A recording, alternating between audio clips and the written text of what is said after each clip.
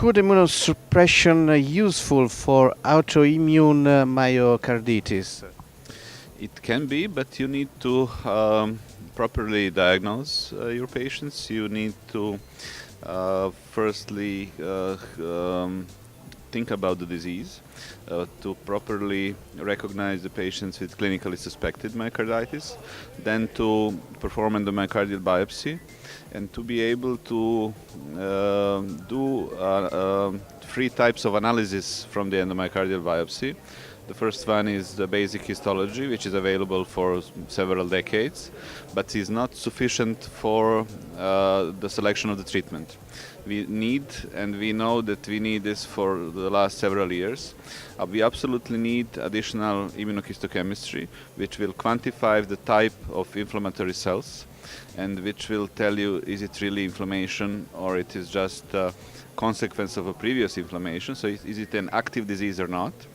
And another very important issue is a search for cardiotropic viruses in the tissue.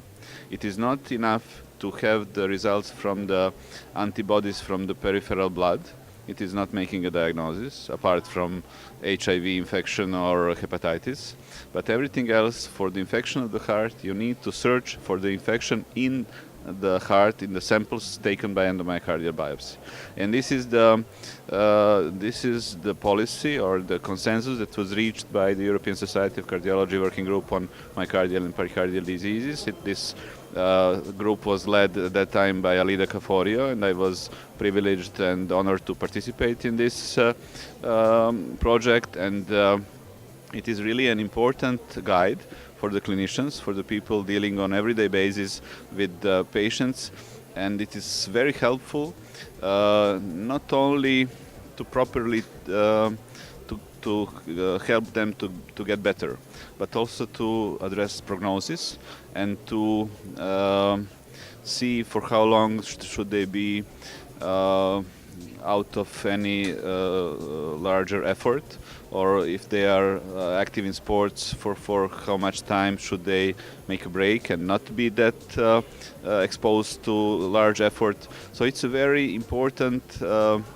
and very clinically applicable algorithm.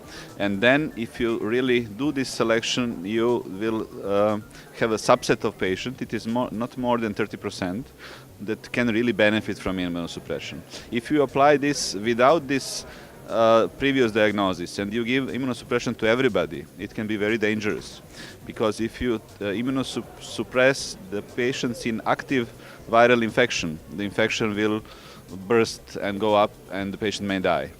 So we now know how to quantify the disease. We know how to distinct from chronic from active.